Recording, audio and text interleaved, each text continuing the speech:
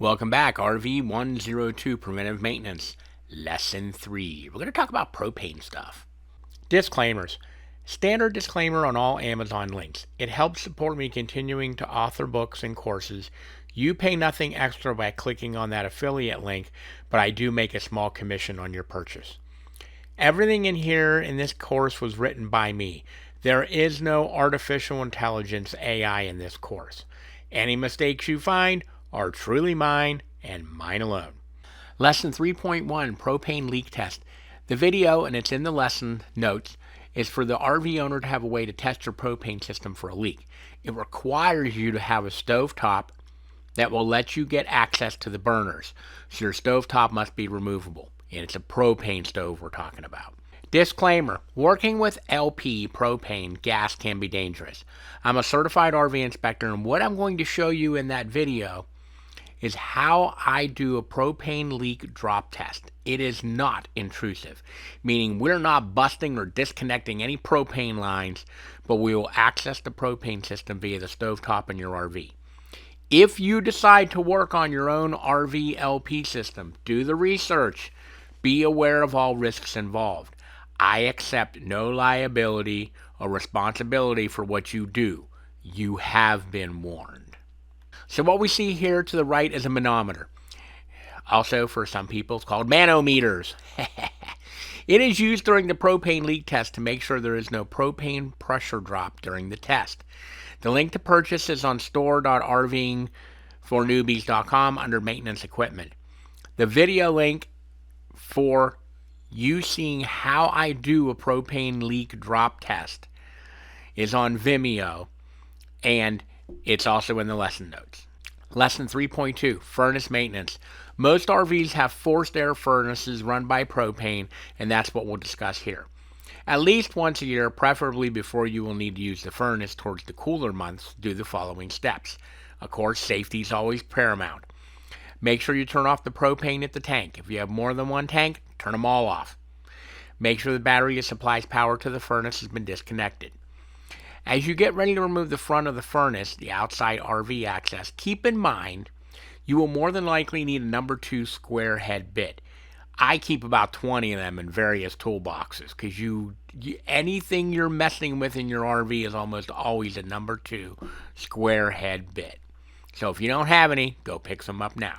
You'll remove the cover. As you can see below, there are a handful of square head screws that need to be removed.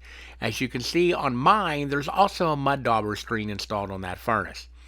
Be sure to check your owner warranty manual to see if you'll violate your warranty if you install one. If your RV is out of warranty, then they're a fairly good idea to keep the bugs out of your furnace. For some reason, bugs like the smell of the odorant added to propane. So we can tell when there's a propane leak. They just love that smell for whatever reason. The picture is what it looks like inside.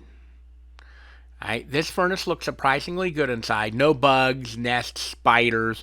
All wires are connected. If you see dirt bugs, try to vacuum those things out because they're not supposed to be there. Put the cover back on, turn on the propane, reconnect your battery, and now test your furnace. Now, if it doesn't fire up, make sure you do the old trick of turning on the burner on the stove and let it run for a few seconds to make sure all air is purged out, and then reset the thermostat to lower and then bring it back up to try to get it to come back on. Lesson 3.3 RV Absorption Refrigerator Maintenance. This is what the outside of mine looks like. Most of you have an access panel. Some of you will have 2. Safety first. Make sure you turn off the propane at the tank. If you have more than one tank, turn off all of them. Make sure the battery supplies power with the refrigerator has been disconnected. Turn off your generator. Disconnect from shore power. Open the cover of the refrigerator outside. As you will see to the right is a typical RV refrigerator access panel, which means the condensed version of how this works is it heats, quote, stuff, unquote, to cool the fridge. There's normally 2 slotted type plastic screws that need to turn 90 degrees to be able to get the cover off, but do your homework to make sure you know how to remove yours. If you have a residential type refrigerator, look at your manual to see what kind of maintenance you need to do on a regular basis. For the refrigerators that operate on 120 volt or propane, 3 things need to be considered. Make sure it's going to be level.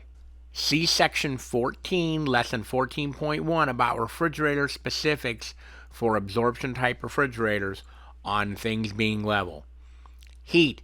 You'll need a way to heat up the liquid to cool your refrigerator. That's usually either 120 volts AC or propane, although now there are 12 volt DC battery only refrigerators. Ventilation. You must have a way for the heat to escape while it's working with the absorption type for sure.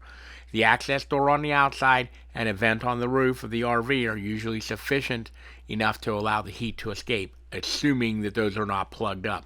Anything that's up on the roof or mud daubers or anything that can get in there will. So make sure you check that roof ventilator also. Ensure the cooling unit is accessible from the outside, is free of dust, mud daubers, nest. Make sure there's no dust where the propane will ignite. Your 12 volt DC power is required, also known as your battery. It must be charged up as the refrigerator control board, which is used in both the 120 volt and the propane modes, requires 12 volt DC to operate correctly. And when on propane, that's how the propane will get ignited, is from the battery power. So make sure that bad boy's charged up. Now, if you have a 12 volt DC refrigerator, then it should be understood you need good battery power. This is the peak of a backside of a 120 volt propane refrigerator. Lesson 3.4, water heater maintenance. You'll hear people call these appliances a hot water heater. Some other people, mostly the grammar police, instead of wanting to help a person asking the question about it, they will want to get to an argument about it doesn't heat hot water since it's already hot. Technically, they're right. It is just a water heater. But why do you people need to go mean on the new RVer about something about grammar when they have a real question that needs answered? Most of you have a tank water heater, so this is what we will cover. Those of you with tankless, be sure to check your owner's manual for the preventive maintenance on what you need to do. Here we're looking at opening the access panel and the various pieces parts you see on the inside. The two most common manufacturers are Atwood, which are normally aluminum tanks, and Suburban, which are normally steel tanks. This is important to know, as you will see later when I explain anode rods for tank water heaters. As it says, a tank water heater has a tank with one or two heating elements as the mechanism to heat the water in the tank. The options are entirely dependent on who made it and what is included. If you have an Atwood tank, normally aluminum, water heater, you will need a 15/16 of an inch socket to remove the plastic plug. If you have a Suburban tank, normally steel, water heater, you will need a 1 1/16 inch socket to be able to remove the anode rod.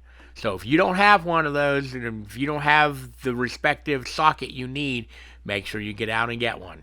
Electric and propane are the two common options. Like with the furnace, make sure there's no bugs, spider webs, etc. are located inside there.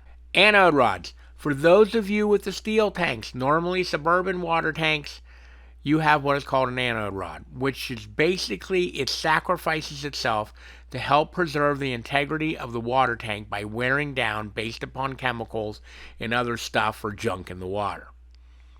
So, your water plug is metal, as that is where the anode rod is. Look at the picture to the right. The new one is on the upper left, while on the lower right, you see the one that's pretty much spent. While you're draining the water heater, make sure to inspect your anode rod and replace it if need be. Anode rods. Those of you with an Atwood water heater, you do not have an anode rod. Do not put one in there. You will prematurely age the tank itself, and aluminum tanks do not need an anode rod, so just don't do it. Safety. Before you think about removing the plastic drain plug or the anode rod, do the following steps. Trust me, I've done this and got completely soaked with hot water if you forget to do these steps. So, turn off the electric and your propane switches to stop heating the water. Turn on the water at a sink, the hot water side, till the water runs cool. You don't want to get burned when removing the above. Turn off the faucet. Turn off the water at the hose used to pressurize your water system, the city water, or turn off your water pump, whichever you were using. Open the faucet to make sure it stops running, aka depressurizing the system. Close the faucet. You can now remove the plastic plug or the anode rod and let the water tank drain. Flush the tank. On the next slide is one of the devices you can use. Keep in mind, you will want to put a metal hose type clamp on the far end of this model, as the gray tube has been known to come off, shoot into your water tank, and it is a huge hassle to get out. So as you see, this is one of those devices you can use to flush your water tank. Make sure to put the metal clamp at the end of the gray part that is up against the black and yellow part. You don't want that thing shooting off and going into the bottom of your water tank.